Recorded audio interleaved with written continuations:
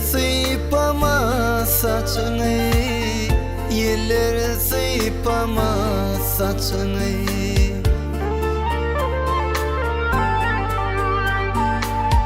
Hani bakkallar başını, men senin yanına geldim, yar senin yanına geldim.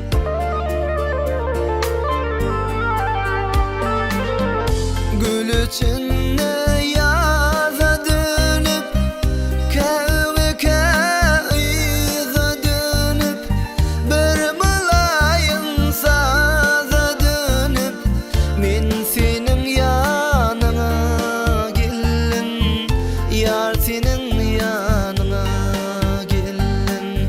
Bir mülayim saza dönüp, men senin yanına geldim, yar senin yanına geldim.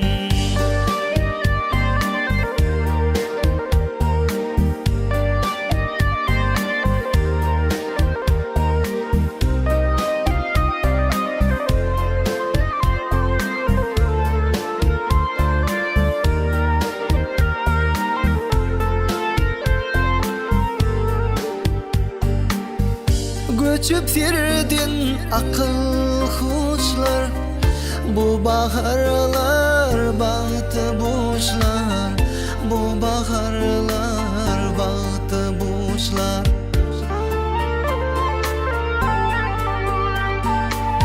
Baht üçün hiç kaçan geçden, men senin yanına geldim.